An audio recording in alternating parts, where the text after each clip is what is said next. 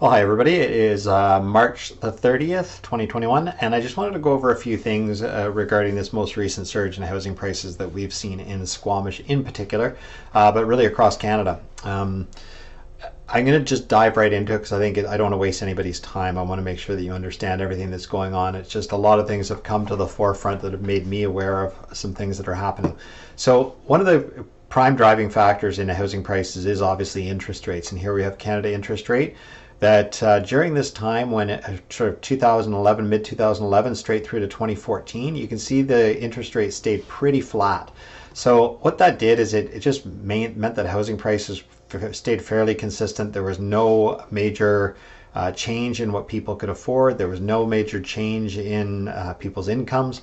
And down here in this corner, you can see that although the inventory went up a little bit in Vancouver, it then paused and went down. So we had sort of a consistent inventory level down there. And then if you wanted to look at this, something that'll come up later here through 2014, we did have a little bit of a spike in lumber prices here in 2013. And so that would have caused, there's the spike in lumber, and then the housing prices would accelerate up a little bit. And then from 2013 down to 2015, lumber prices actually fell. But that was mitigated. So I'm going through a lot of stuff here, and we're going to go through it fairly quickly. But that was mitigated because interest rates began to fall. So in 2015, I guess, interest rates began to fall. And you can see this would have been when they were announcing the probability that interest rates were going to start to fall and housing prices start to climb. Then when they actually started to fall in 2015, you got this absolute massive run up in housing prices. Into sort of the middle of 2016, which would be right here. So then their housing prices are going to, or interest rates are going to maybe stabilize or start to rise, so the housing price falls off a little bit. And then here's where you get this funny thing where the housing price started to rise straight through till 2018. And here they remained flat, but housing or interest rates rose. So you kind of wonder, well, what happened there? Well, from 2016 on through to 2018, lumber prices also skyrocketed. So the cost to build a home, the cost to build condos, and everything else was going up so dramatically that would have caused builders, developers, and those guys to have to price their property higher in order to get new product.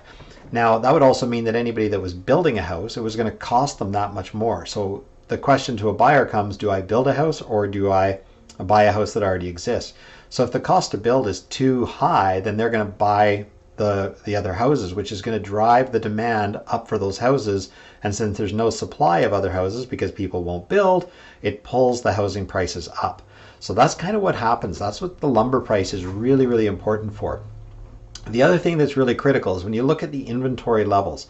So in stock markets, I do a lot of channel trading. So we look at a channel, which is a band. So if I could draw on this, which I can't, unfortunately, you would draw a trend line across the top of these, which would then hit right here, March 2018. And you draw a channel across the bottom just in case, but it never gets hit because it reverses. But then March of 2018, that's when the inventory levels went from being really high to gradually decreasing, and then the trend changes and inventory starts rising in March 2018. Well, look at where we reached the top of the channel here in April of 2018, and then housing prices start to decline as the inventory goes up. Now, also during that time, lumber prices came down and the interest rates were rising. So it's all plays into what happens with the fall of prices. Now, when you look at 2020, and we've had this massive run up in prices, 2020 had a tremendous fall in interest rates. They had a tremendous rise in the lumber prices, and inventory kind of peaked up here and then started to fall off. So what we have is inventory. Hang on, I've got a call in for. Okay, I'm back again. And as I said here, you've got lumber prices also skyrocketing, and then we had inventory starting to fall off again. So all of that contributed to rising prices across in the economy as a whole. Now, this is where it gets really interesting, because the other thing that happened locally was that the District of Squamish did not allow the permits of people like Chima and Bob Fast to go ahead and develop single-family properties, to do other developments. And what ended up happening, if those of you that know Legacy Ridge, they sold out of all those lots, and there's no lots left to build. So nobody can build houses. Those that have lots have had to buy lots that they're maybe not happy about.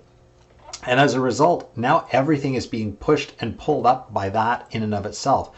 So supply and demand. The district controls the supply and demand of housing in our community by allowing people to have development permits, by not allowing them. And as everybody knows, development permits, building permits take 9 months to get for somebody to get a home. So that restricts the supply because people can't sell their houses or put them on the market when they bought a piece of land. And it also contributes to the supply when the district won't allow other parcels of land to be developed.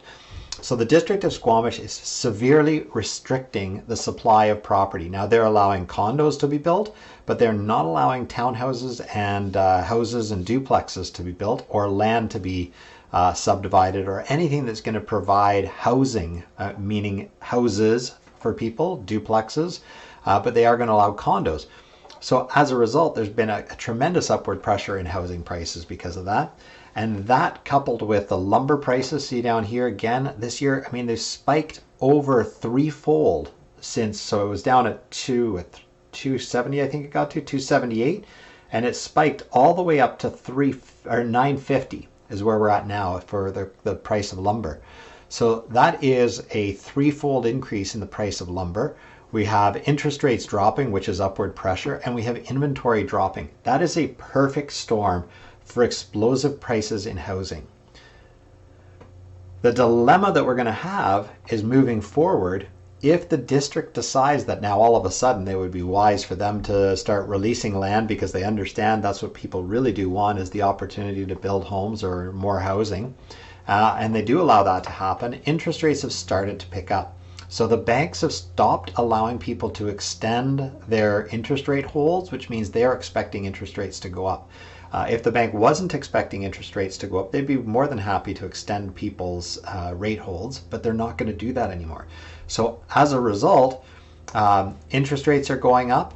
Inventory is going to start coming on because we're going into the summer months, and lumber prices, it's anybody's guess, but I can't see how they can keep going up from a price of $900. It seems outrageous, but then again, so do housing prices.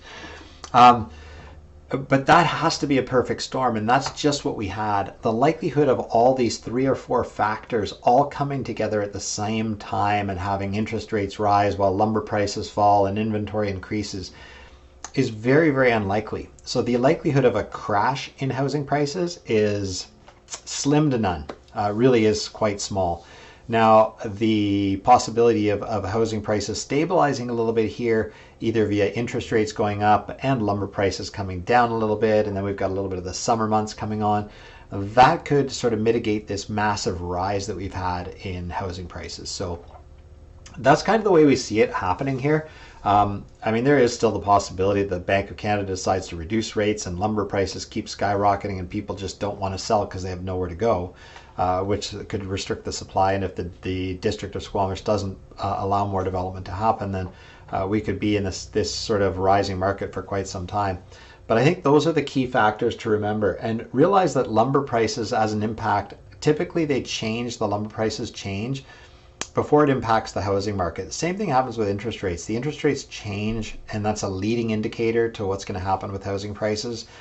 Inventory is a little bit of more of a lagging indicator. We tend to get the prices to change before the inventory does, but that's just something you want to keep in mind. I just wanted to share that with you. I think that's super important for people to understand. It's the input prices of lumber and copper and things like that that require for the building of the houses, concrete as well. I don't have a way to track concrete prices. And then you've got the interest rates and the inventory as being the major factors that are impacting price. So I thought I'd share that with you all. Hope you enjoyed the video, and we will talk with you soon.